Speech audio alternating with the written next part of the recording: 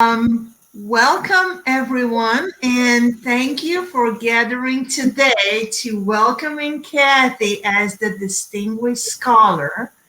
The Diplomatic Studies section is honoring Kathy Fitzpatrick, a professor and director of the Zimmerman School of Advertising and Mass Communication at the University of South Florida, with the 2021 Distinguished Scholar Award.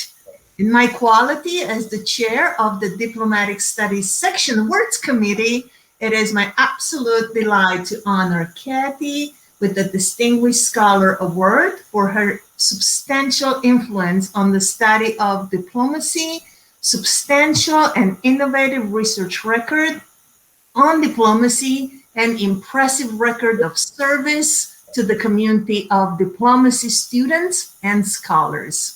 Kathy is most deserving of this Distinguished Scholar Award. She is an internationally recognized scholar in the public relations and public diplomacy. Kathy is one of those voices that recognizes the tremendous importance of the interdisciplinary scholarship in the study of public diplomacy. Her work, which focuses primarily on the U.S. public diplomacy, adopts a relational perspective that views public diplomacy as a resource for building and sustaining supportive relationships among nations and their foreign and domestic publics. I first met Kathy at an ISA conference when I was a doctoral student, and a formal conversation that should have lasted about 10 minutes transformed into over an hour of fascinating discussions. I think I made a good impression because later she hired me, and it's been fantastic to work with Kathy. Kathy is an exceptional professor and advisor and always wants what's really best for you. Kathy is a leader, a true trailblazer. She's the epitome of integrity, and I look up to her as a role model. It's been fantastic to call her a friend, and I couldn't be happier and honored to present this award to you, Kathy. This tribute is really well deserved. Before I move on, is Simon live? Okay, so I'm going to move on to our guest today. We invited a few people Kathy worked with over the years to honor her today. Rhonda Zaharna, a professor in the School of Communications at American University. Phil Sieb, a professor and former director of the Center on Public Diplomacy at University of Southern California. Jay Wang, an associate professor and director of the Center on Public Diplomacy at the University of Southern California, and Alina Dolia, a senior lecturer at Bournemouth University. And I will open the floor with Rhonda. Rhonda, take it away. Okay, thank you, Antoinetta, thank you. Kathy, congratulations, my friend. Thank you. If anyone would be the one to break the glass ceiling of the Diplomatic Studies section, it would be Kathy Fitzpatrick. What an honor it is to honor you today.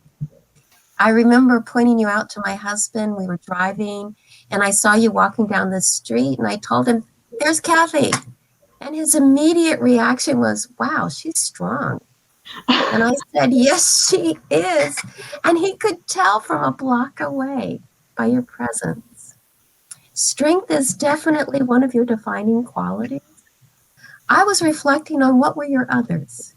If I may share some of your leadership qualities that I've observed at conferences and working on projects, and also most telling, your tenure as our second in command at the School of Communication, your associate dean. I think your most outstanding quality, I believe, is your unbounded positivity. What others might shun, you reply, "Wow, that sounds great. Sure, marvelous. I'd be delighted." And you'd mean it. You would mean it. You exude positive energy, even or especially going into things that others might shy away from. Give a major talk? Oh, that sounds like fun. Fun was like the operative word. But it's not this Pollyanna positive, but rather a strong, driven, force driven optimism.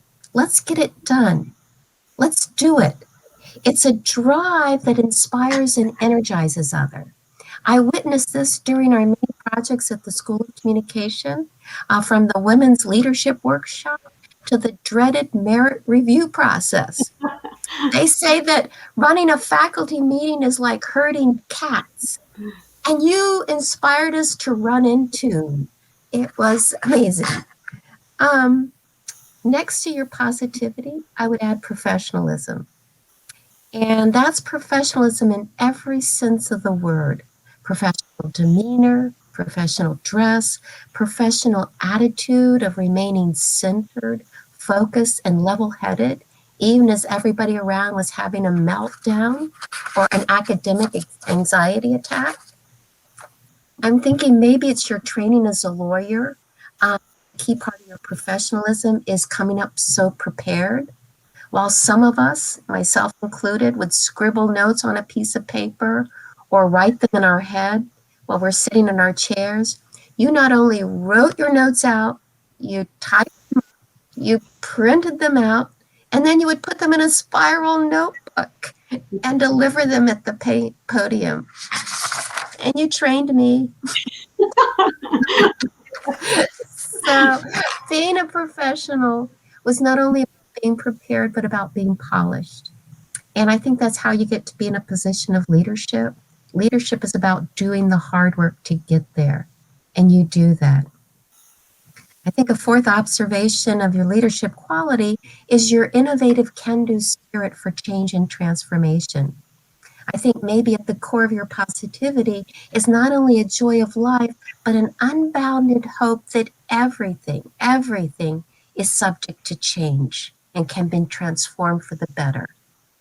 And you're a transformative leader. You will jump in and make change happen, again with gusto, enthusiasm, and sometimes a bit or a lot of playful creativity. I remember an innovative strategy session that you led our faculty in, and it was all about change and innovation. And to keep us from getting stuck, you gave us all these little plastic dinosaurs. And here's mine. I still have mine. So, and of course, change innovation is what you've brought to public diplomacy field. I remember meeting you at the ISA, one of the first panels on public diplomacy organized by Rob Kelly. I forgot what year, but public diplomacy was still so new, people were trying to figure out what to call it. And there was Jan Melison, he was promoting this journal, the Hague Journal of Diplomacy. And you immediately piped up and say, Jan, you've got to do a special issue on public diplomacy. And he did. And yours was the lead article on relational. And if public diplomacy is on the map today, you're part of the reason why. The Paul Graves series on public diplomacy, that you started with Phil Sieb, that helped transform a nascent field into a more recognized and respected one. It's helped so many scholars have a voice. So in closing, I just wanted to say thank you. The combination of your strength, your positivity, your professionalism, your drive for innovation, you are a leader on multiple levels. So it's an honor to recognize and salute you as this year's ISA Distinguished Scholar in Diplomatic Studies. Thank you, Kathy, and congratulations.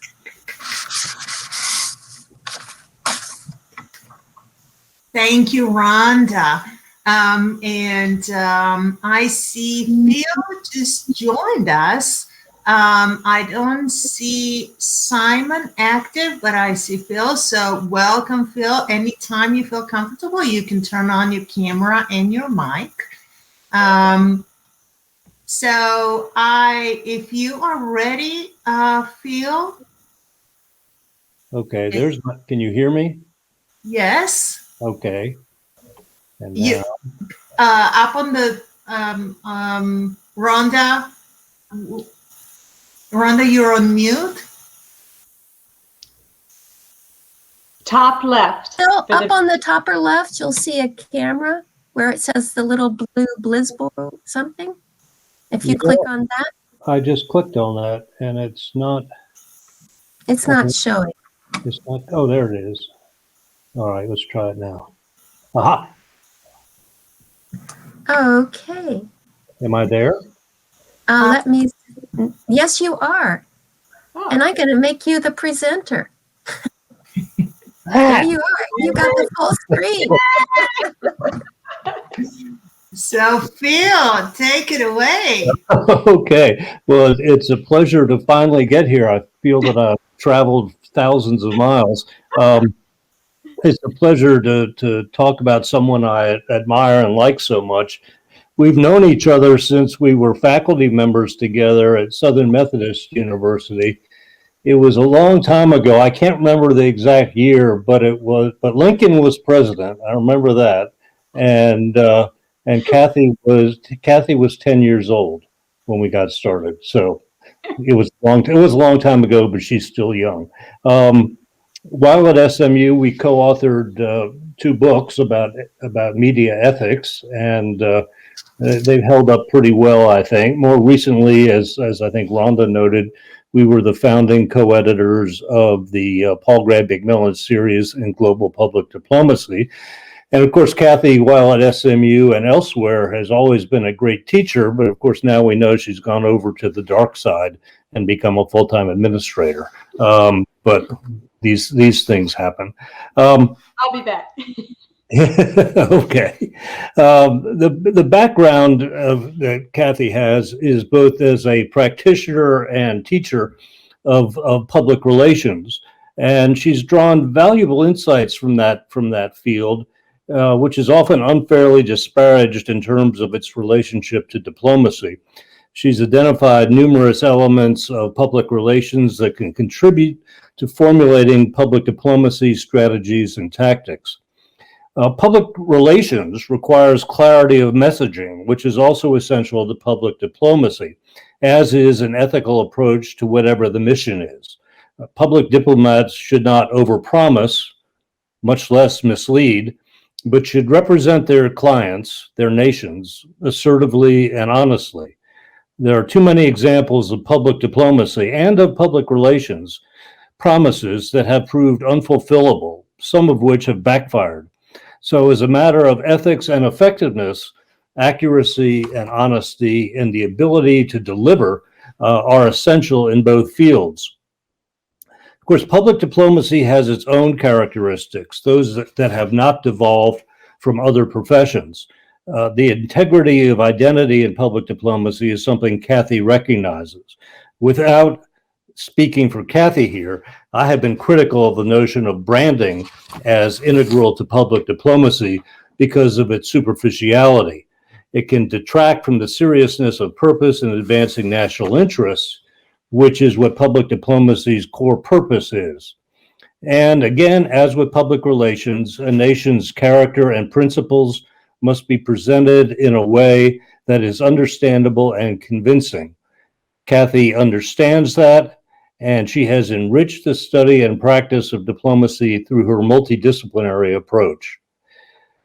Focusing more directly on diplomacy per se, Kathy has brought to the field an appreciation for maintaining a holistic view of diplomatic processes. For example, the importance of the domestic foundation of diplomacy. If foreign policy is to succeed, it cannot be wholly foreign. In a democracy, at least, it must be sustained by popular support, which requires that practitioners respect political sensitivities and institutions at home as well as abroad. And I think Kathy's work over the years in this matter has been truly path-breaking. So I'm going to keep this brief because I don't have much faith that my computer is going to stand up much longer. And I'm also interested in hearing from the others and from the honoree herself. I'm happy to conclude by saying that Kathy has made invaluable contributions to diplomatic studies. I'm pleased to call her a valued colleague, and an even more valued friend. Thank you. Congratulations, Kathy. Thank you.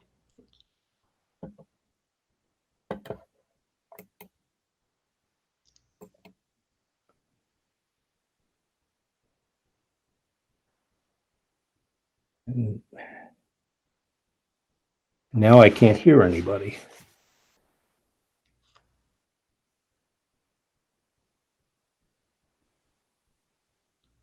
You're muted, Antoinetta.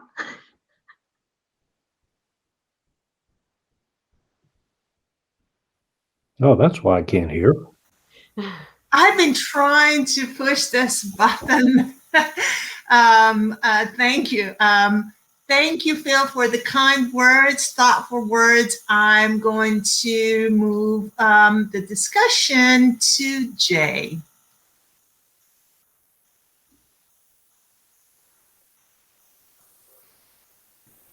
Can you? Yep, Am I on? all good. Oh, okay. Thank you. First, congratulations, Kathy. It's been. I guess I don't want to. I try not to repeat what Rhonda and Phil have already said. Let me focus on your scholarly contribution to the study of public diplomacy, especially by bringing the public relations sort of concept and practice into our examination of public diplomacy. So, as many of us know, one of the core areas, or one of the key areas in the research is the exploration of the conceptual and the practical connections between the fields, and in this case, it's between the fields of public relations and public diplomacy. And both fields, of course, share lots in common. They both engage public audiences through purposeful communications, and both fields are considered as subfields of communication, and in the case of public diplomacy, is also a sub-area of international relations and diplomacy studies. And both of them are relatively new, but growing areas of inquiry and practice. So Kathy's contribution in this space is particularly significant because we are in the process building the field, and it's so critical and foundational to establish the conceptual foundations, not only for the study, but also the practice of public diplomacy. So the analytical formulations have focused on the intersubjectivity, it's sort of intersubjective structure between the fields of public relations and public diplomacy. And Kathy has written, because I referenced her work in this area, seeking to demonstrate the relevance and applicability of the concept of relationship management to the study of public diplomacy.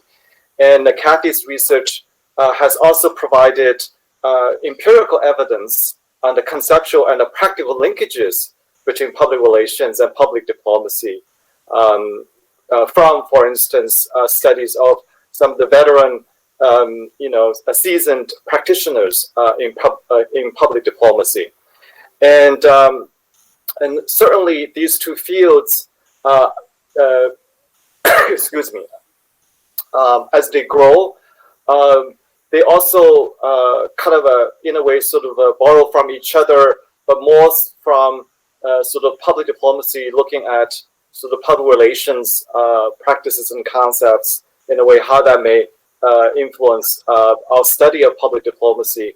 And Kathy has also provided another piece of literature that I have cited on a number of occasions, this critical review of the literature that's out there, specifically as it relates to public relations scholars' work and their contributions to public diplomacy studies. And another area of scholarship and another area of research interest in this broader space focuses on the nexus between businesses' international engagement and what might be the implications for public diplomacy. And so this is certainly, it's based on this important idea that country image and a corporate or brand image are not only strategic assets, but they are also sometimes interrelated and at times interdependent.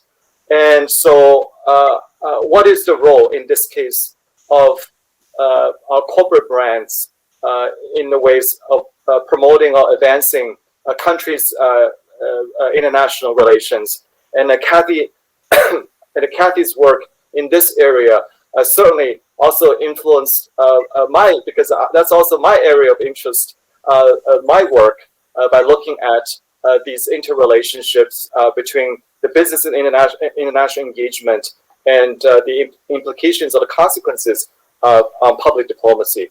And the other thing I wanted to say is that Kathy and I, so scholarship aside, Kathy and I mean, we served on this expert panel quite a number of years ago under the auspices of the U.S. Advisory Commission on Public Diplomacy. And I remember this still very well, Kathy. We worked together on a couple of these meta-analyses of evaluations conducted by the State Department over the years. And I just very much admire Kathy's work. In this case, is bringing scholarly rigor by looking at real-world, real-time problems and how we can help our practitioners to elevate their practice. In this case, is evaluation. And of course, we all know that as scholars, oftentimes, practitioners looking at us and say, "Wow, it is too scholarly. It is too, abstract." And but the work Kathy, worked on that project that we all delivered concrete analyses and recommendations, and I certainly see firsthand how critical scholarly work is, and how important that we bring that kind of rigor into the practice, especially a practice that is still kind of emerging, it's still kind of developing. And so I have also, I think, Kathy, we probably, ran into each other on these many of these panels and discussions that have interfaces with practitioners. And the most recent one, the one that we were on before the pandemic, was with the Fulbright,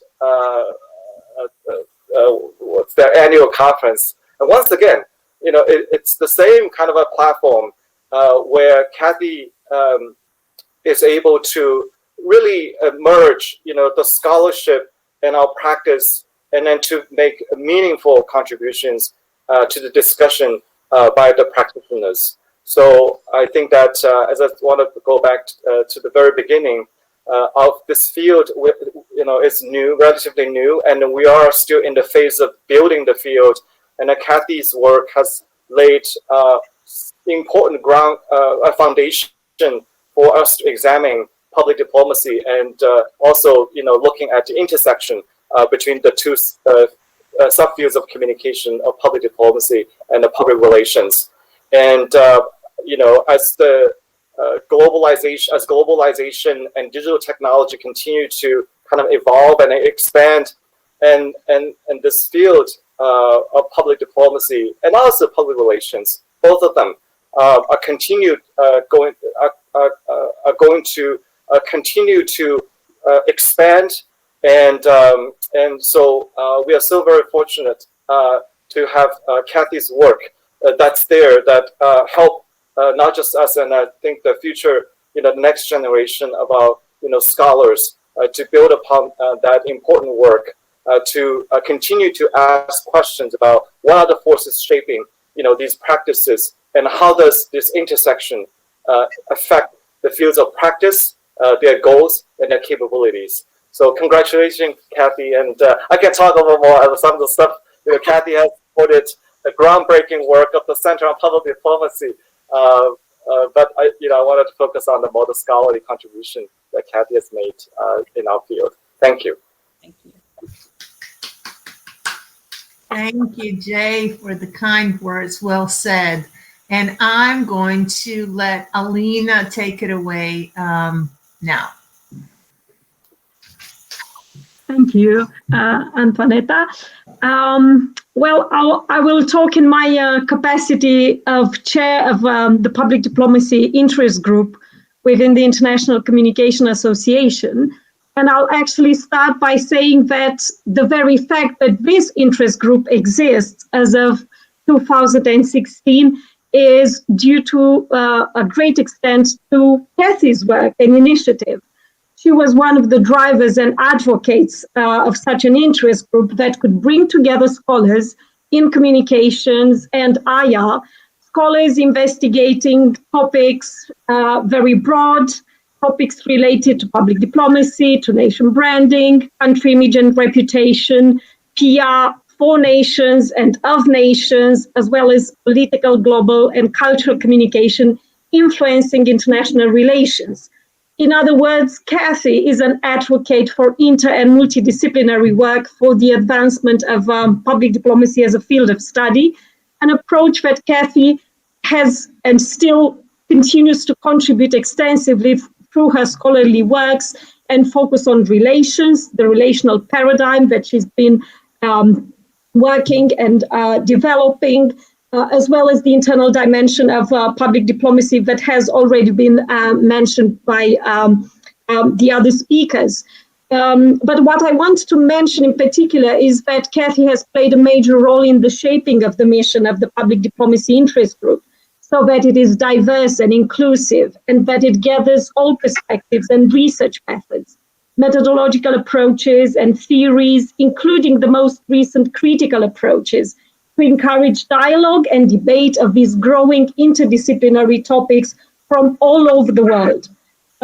It is because of this PD group that ICA scholars with background in communications and PR have actually started to submit papers and to attend also the annual convention of the International Studies Association that was perceived previously as being very diplomacy and IR focused. So because this new space, if you want, was created for the development of multi and interdisciplinary work, more and more scholars are actually realizing the benefits of being part of these two major associations, and the fact that working within and with these two associations is actually contributing to their own work and to the development of the field.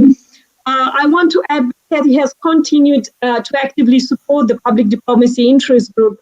2 years ago, we launched the Committee for Best Papers, in which Kathy serves alongside other senior PD scholars, Rhonda also in the room. So thank you both for that. Based on their rankings, we are basically deciding the best faculty paper, which actually, if you want, is a quality control measure to make sure that we are awarding and increasing, if you want, the quality and multi and interdisciplinary quality of the papers.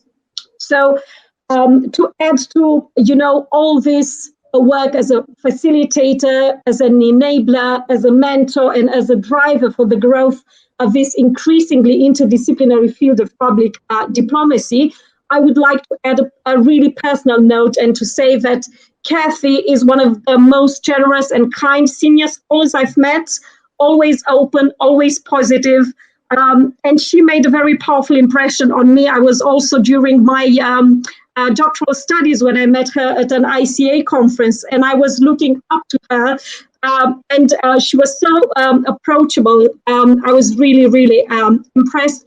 So I would just conclude by saying we are very grateful for everything that she has done and continues to do for the growth of public diplomacy as a field. Congratulations and thank you. Thank you, Alina, very much. Thank you, thank you. Thank you, Alina. Well said. And now to our distinguished scholar.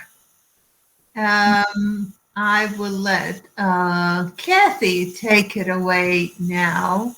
I know that, Kathy, are you all set? I am. First, let me just say, wow, wow, wow, wow. Thank you, thank you, thank you. I am honored, I am humbled, and I am grateful for all of you, and thank you for your kind words. I don't want to ever disappoint Rhonda, so I want to have some fun. And I also want to celebrate the people who are on this panel today. So I'm going to share a few slides, and I have a photo album of sorts. And I just want to make some, comments about some of the people who have influenced me along the way, and to express my deep appreciation for all of you and all that you've done. And so I will, if you can see my screen, can you see my slides? I want to begin by offering a word of thanks to the people on the panel, and I will begin with my dear, wonderful friend, colleague, Rhonda Zaharna. Everybody who knows Rhonda knows she is an inspiration, both intellectually, personally, to everybody who's had the chance to experience her kindness and her generosity of spirit.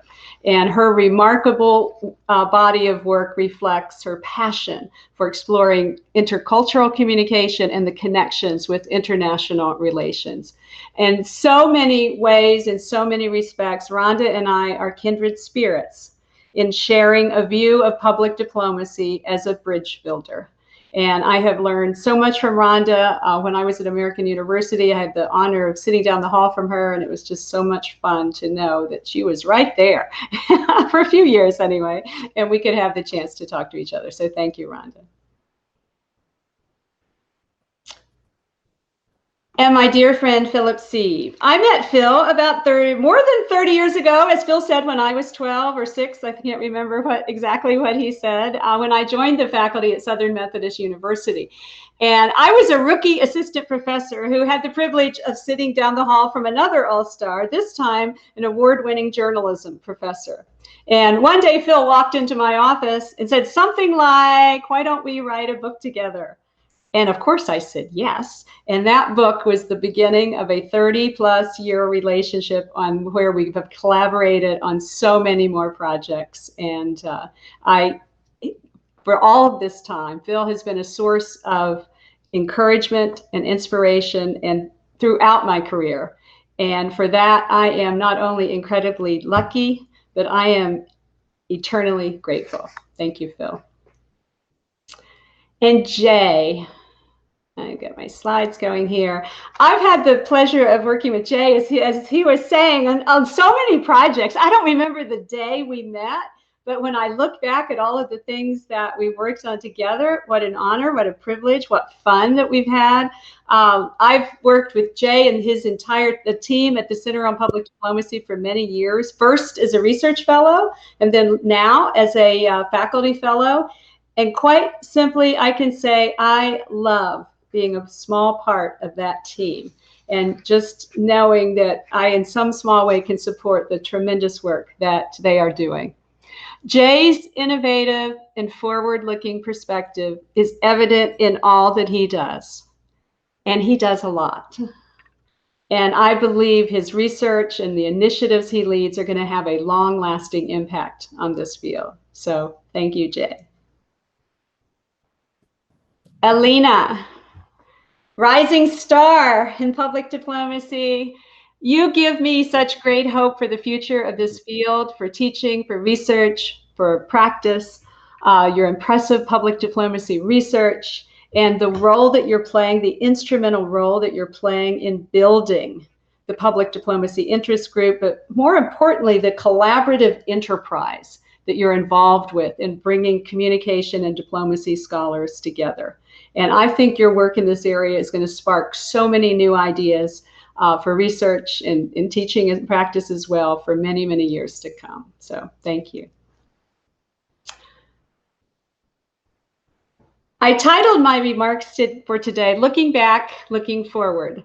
My hope is that when we finish conversations, we might have or finish talking, about how wonderful each other is, which I mean so sincerely, that we can have a conversation about the future of public diplomacy research and practice. But before we talk about the future, I want to spend a little bit of time talking about the past. Although, for me at least, it's really hard to believe, we will mark the 20th anniversary of 9/11 this year. Think back for a moment where you were on that day. And then think about the impact of 9/11 on public diplomacy.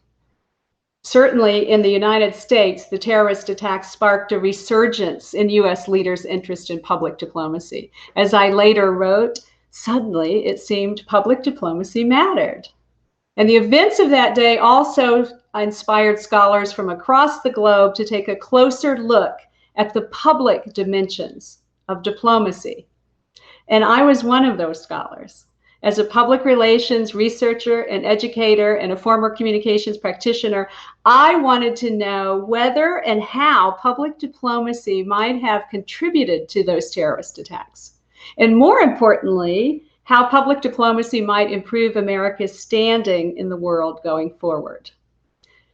Nearly 20 years later, I'm a bit more informed and a lot more convinced that public diplomacy has a unique and important role to play in foreign relations. Of course, I'm only one among many. So many of the folks in diplomatic studies and international communication have made significant contributions to the growing body of literature in this area and have helped to advance public diplomacy. Just as an example, look at this. And I did have some fun putting this together, Rhonda. I mean, this is just a small sample of so much of the work that has been accomplished in 20 years. Consider all the books, the reports, the articles, the papers that have been published and presented. Today, a quick search of public diplomacy in our academic databases produces thousands of works. Before 2001, it was just a fraction. And the list of journals and association groups that have been launched, think about the academic programs, the degree programs, and the courses that have been taught, and the growing list of universities that are offering them. And certainly the practice of public diplomacy has advanced as well. But I like to say we're not done yet. I'd love to celebrate the accomplishments and applaud everybody who has been involved in putting public diplomacy back on the public agenda and for all the advancements that have been made in the past 20 years. But I do think that we still have some work to do. And in thinking about future directions, I kind of take another look back and I think about my own work and what have been the aims of the research and the work that I've done in trying to help build the discipline. And so I think looking ahead, there are 3 areas of focus. And one is to expand the interdisciplinary inquiry that everybody has been talking about. I would love to see more collaborative research teams, and I know that's something that Alina is working on. I'd love to see more grants made available to public diplomacy scholars. That's something that there aren't a lot out there. So how can we generate more funding and support for scholars who are working in public diplomacy? And not just in collaborations on campus, but also beyond, between universities, certainly across the globe. That's all going on. But how can we find the support to expand all of that? And then the second is to continue strengthening the academic discipline by defining the public diplomacy curriculum Jay and I and Antoinetta and Rhonda have probably all been on panels somewhere along the way in the last 20 years that have talked about teaching public diplomacy and asking the question, what should the core curriculum be? What should we be teaching in training programs? So I think we can continue that conversation.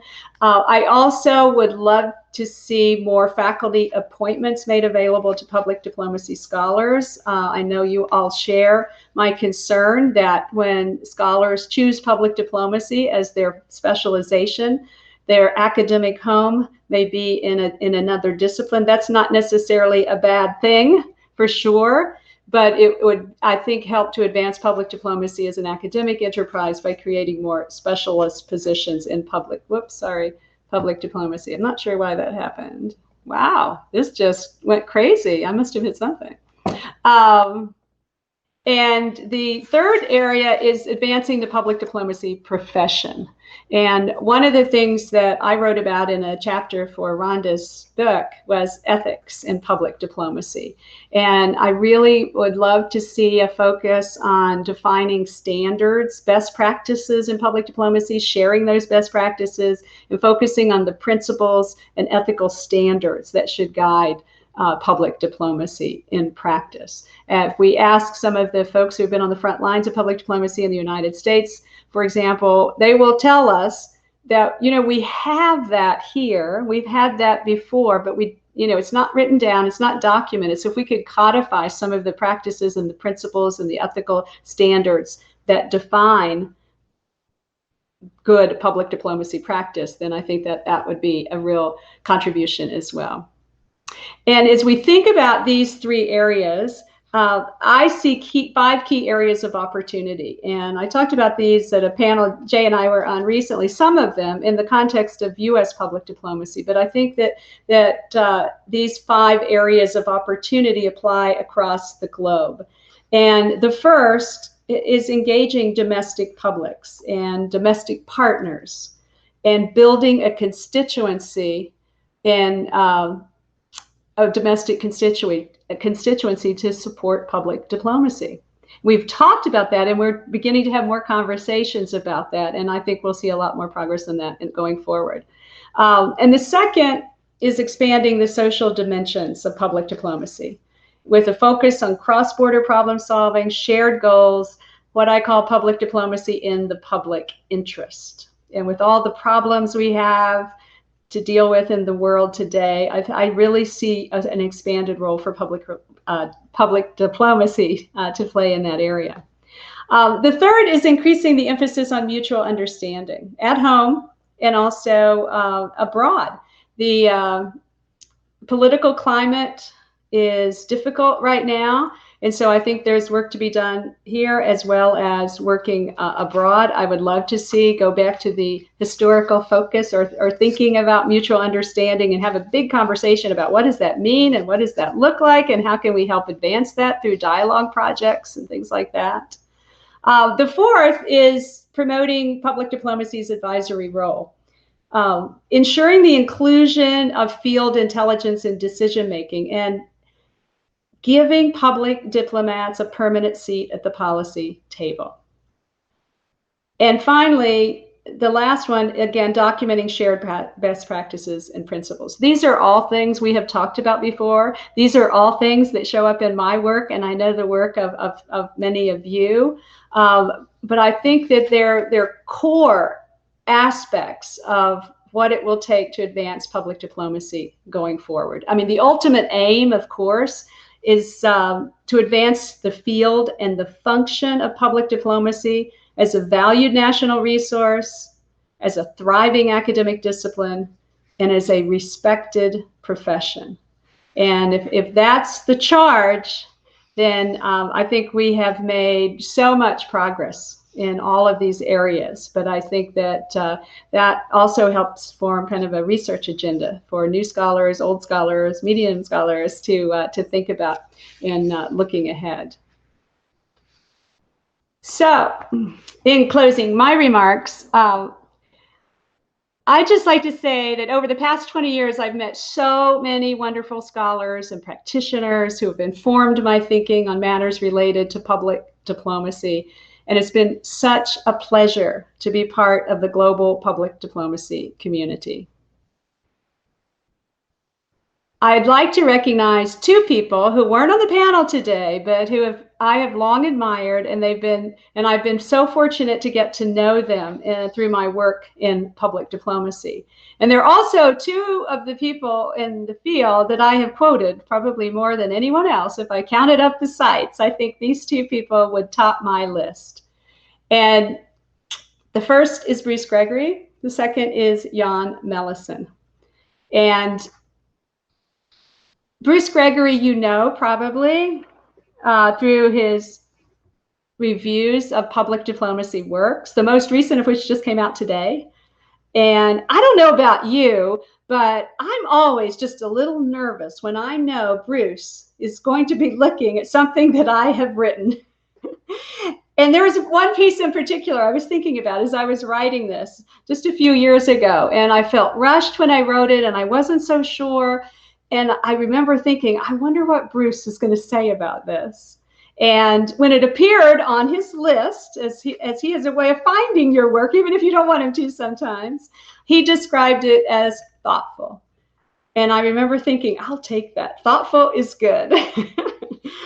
I met Bruce many years ago when I was just beginning my research in U.S. public diplomacy. And he kindly opened doors. Rhonda knows this. He introduced me to people in Washington, D.C. And he has been a constant source of encouragement ever since. And for that, I am very grateful and thankful. The other person I want to acknowledge is Jan Melison, who was similarly supportive of a public relations scholar entering the world of diplomacy. Jan's edited collection, The New Soft Power, I don't know if you have it on your shelf, I'm sure you do. It's the most dog-eared book, the most dog-eared volume on my bookshelf. And I have such high regard for Jan and his many contributions to diplomatic studies. I had the pleasure of working with him on the publication of my book on U.S. public diplomacy, which appeared in the Brill series that he edits, and also on 2 articles that were in the Hague Journal of Diplomacy.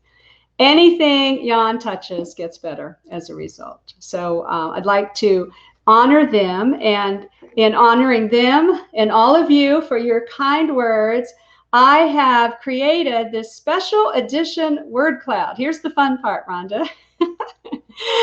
And this word cloud, suitable for framing, depicts the integration of my work in public relations and public diplomacy. So please accept this and my thanks for the positive influence all of you have had on my career. And to the Diplomatic Studies Division, Antoinetta and Simon, thank you so much for honoring me with this special award.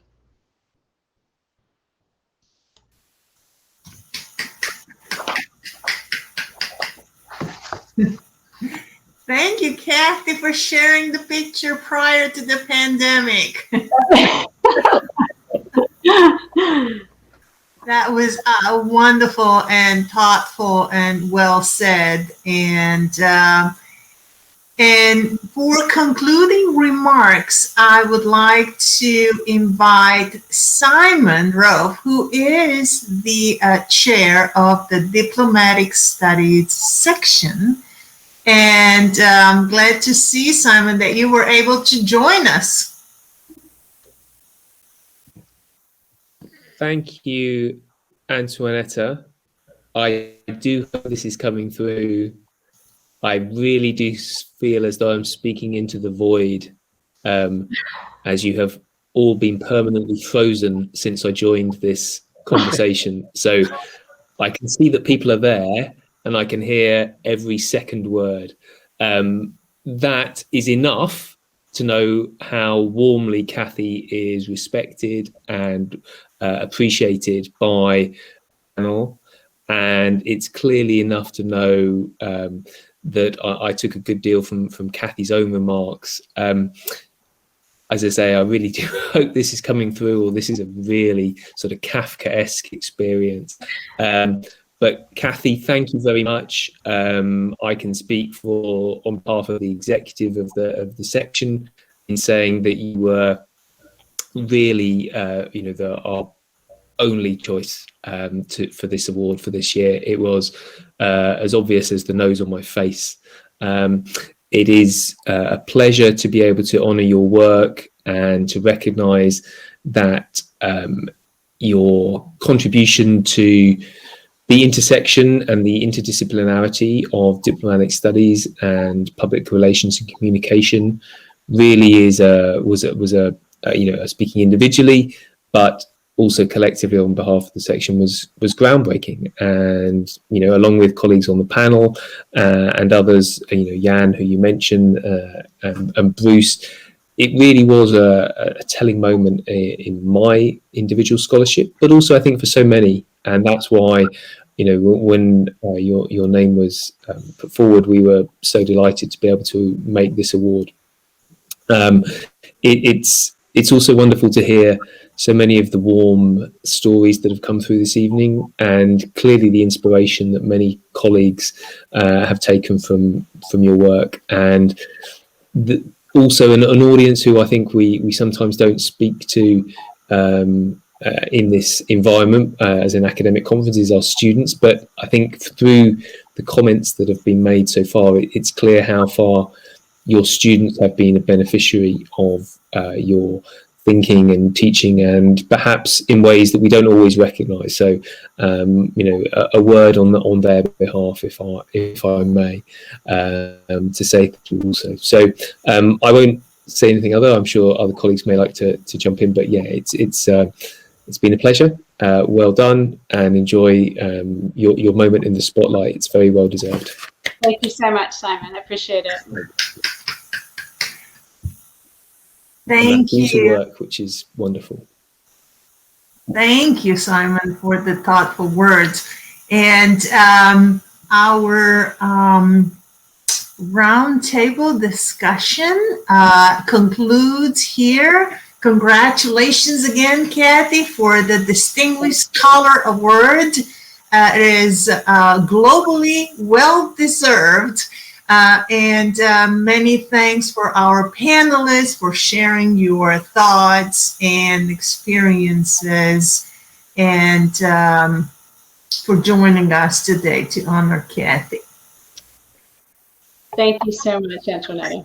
Congrats, Kathy. Thank you. Thanks.